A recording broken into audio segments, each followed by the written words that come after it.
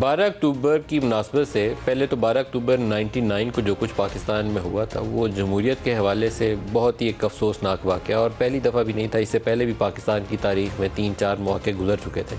इसको रोकना शायद सबसे ज़्यादा ज़रूरी है और उसकी ज़िम्मेदारी ना सिर्फ मिलिट्री इस्टेब्लिशमेंट के ऊपर है, उससे ज़्यादा सियासतदानों के ऊपर है जो राह ढूंढ रहे होते हैं। शेख रशीद जिसको कहते हैं ना, गेट नंबर 4, वो जो भी नंबर है उस गेट का, उसके बाहर कतारें लगा के खड़े होते हैं कि जो बैठा हुआ है उसको गिरा दो और हमारी बारी आने दो।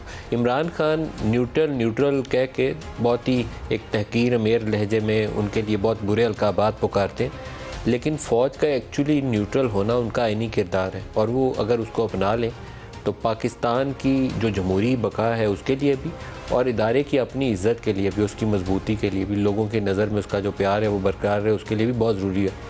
और उसको बरकरार रखने के लिए दोनों हाथों से ताली बजती है। IGI जब बनी थी तो IGI बनाते वक्त एक तरफ इस्टेब्लिशमेंट खड़ी थी, जप्फी डालने के लिए नवाज शरीफ खड़े थे, और IGI बनवाई गई थी बेनज़ीर को इक़्तिदार से बाहर रखने के लिए।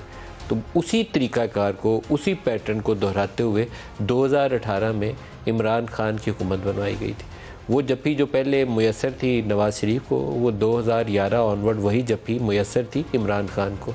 अब चाहे गालियाँ निकालें, चाहे जो मर्ज़ी करें। लाहौर में अभी इनका मीडिया इंटरेक्शन था, तो मीडिया इंटरेक्शन के अंदर जो चीज़ें रिपोर्ट हुई हैं उसमें उन्होंने कहा कि मेरे पास हुकूमत तो थी, इख्तियार नहीं था। अब यहाँ सवाल यह है कि वो ऐसी कुर्सी से उतर क्यों नहीं गए जिसके पास इख्तियार नहीं था? किस मजबूरी के आलम में उस कुर्सी के ऊपर बैठे हुए थे? उसकी ज़रूरत क्या थी?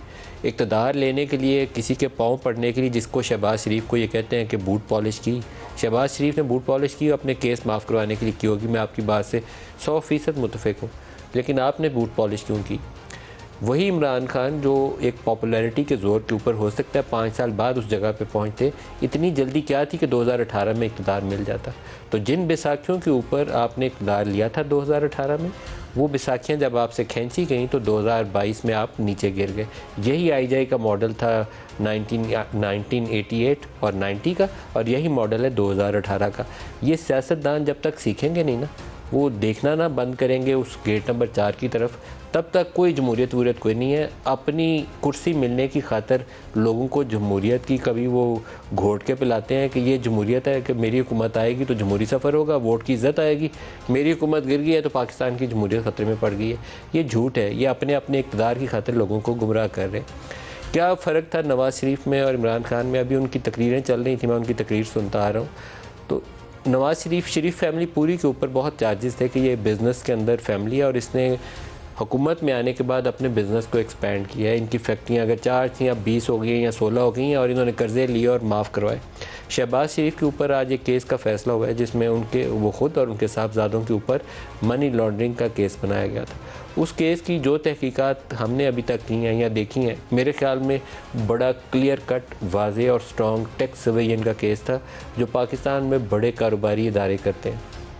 पैसा यहाँ से बाहर ले जाते हैं, रिमिटेंसेस की शक्ल में वो मुल्क के अंदर ले आते हैं, और रिमिटेंसेस टैक्स फ्री होती हैं, पैसा वाइट भी हो जाता है और टैक्स नहीं लगता।